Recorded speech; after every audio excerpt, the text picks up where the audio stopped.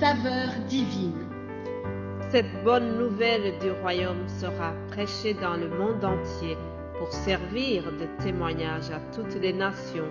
Alors viendra la fin.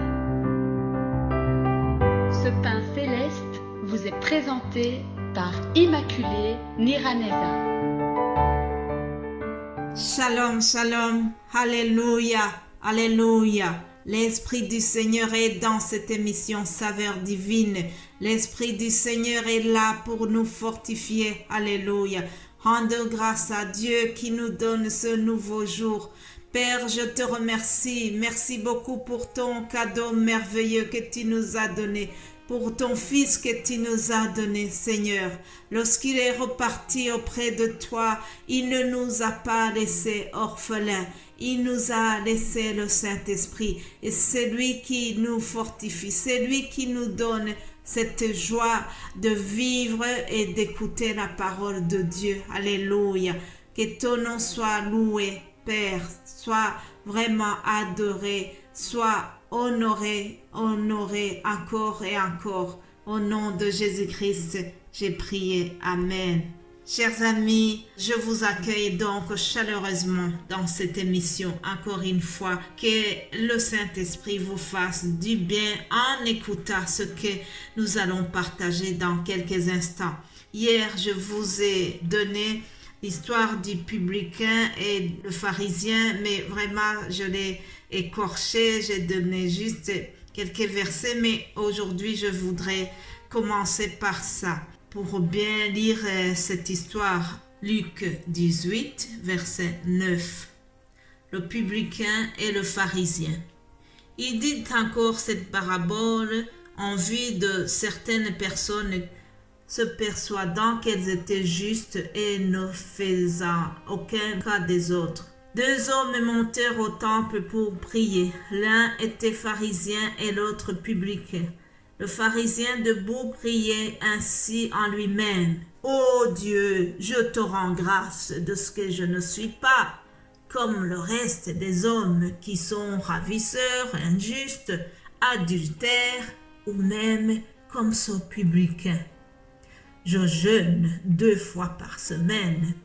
Je donne la dîme de tous mes revenus. » Le publicain se tenant à distance n'osait même pas lever les yeux au ciel, mais il se frappait la poitrine en disant « Ô Dieu, sois apaisé envers moi qui suis un pécheur. » Je vous le dis, celui-ci descendit dans sa maison justifié plutôt que l'autre. Car quiconque s'élève sera abaissé, et celui qui s'abaisse sera élevé. Alléluia. Ça, c'est une parabole que Jésus-Christ a donnée. Il voulait souligner que ce publicain était très hautain. C'est quelqu'un qui se croyait juste, quelqu'un qui n'avait pas le Saint-Esprit en lui. Mais bien-aimé de Dieu, lorsque l'Esprit ne nous parle pas, lorsque nous ne voulons pas écouter la voix du Saint-Esprit, nous tombons dans ce défaut d'orgueil. Ce publicain, il pensait qu'il est vraiment le meilleur, qu'il n'a pas à se reprocher. Il pensait que les actes religieux, le fait qu'il paye la dîme, le fait qu'il jeûne 2 fois par semaine, tous ces actes religieux, il voulait s'enorgueillir. Mais Jésus n'a pas apprécié cela parce qu'il savait que ces gens qui veulent montrer qu'ils sont des super spirituels, mais que ces actes ne sont pas accompagnés par l'amour et l'humilité, cela n'est pas vraiment agréé par Dieu. Écoutez l'autre, comment il a été humble. Lui, il n'a pas voulu se vanter. On dirait qu'il était gêné de ce que son ami avait prononcé. Lui, il s'est tenu à distance. Il n'osait pas lever les yeux au ciel. Lever les yeux au ciel, c'est signe de la prière, c'est signe de dire que on veut fixer Dieu, on veut affronter le regard de Dieu. Et lui, il n'a pas osé. Il a dit, « Oh Dieu, sois apaisé envers moi qui suis pécheur. » Autrement dit, le Saint-Esprit l'a convaincu de son état de péché, tandis que l'autre, il croyait qu'il est vraiment sans péché. C'est dangereux, chers amis, de croire qu'on est parfait. Lui, il s'est senti parfait devant Jésus, devant Dieu. Il n'a pas voulu se remettre en question. Cependant, son ami a fait le contraire. Et dans cette parabole, Jésus veut souligner que celui qui s'est abaissé, celui qui a reconnu son péché, a été plus apprécié par Dieu. Et comme je le disais hier, il n'y a que le Saint-Esprit qui peut convaincre quelqu'un de son état de pécheur. Ce n'est pas les bons discours, ce n'est pas la théologie qui va nous convaincre, mais c'est vraiment l'action du Saint-Esprit qui le fait. En donnant cette parabole, Jésus veut dénoncer l'attitude hypocrite de certains pharisiens qui voulaient vraiment paraître comme des gens qui sont corrects, des gens qui sont parfaits, alors que intérieurement, ce n'était pas ça. C'était vraiment l'apparence, mais l'intérieur n'était pas appréciable. Lorsque nous lisons Matthieu 23, nous voyons comment Jésus-Christ a fait beaucoup de reproches à cette catégorie de pharisiens hypocrites. Puis je vous propose de lire aussi dans l'Évangile selon Jean 14. Et là, nous voyons un autre passage où Jésus nous parle de ce que fait le Saint-Esprit en nous. Jean 14, 15, il est écrit « Si vous m'aimez, gardez mes commandements.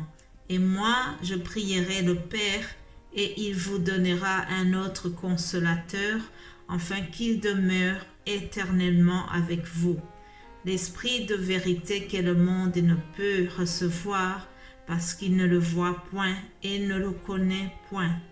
Mais vous le connaissez, car il demeure avec vous et il sera en vous. » Alléluia. Je ne vous laisserai pas orphelins, je viendrai à vous. Alléluia. Jésus nous a laissé son esprit pour qu'il demeure éternellement en nous. Dans l'Ancien Testament, l'esprit était déposé sur quelqu'un pour une action spéciale et c'était quelque chose qui est momentané pour une action spécifique que ça ne durait pas.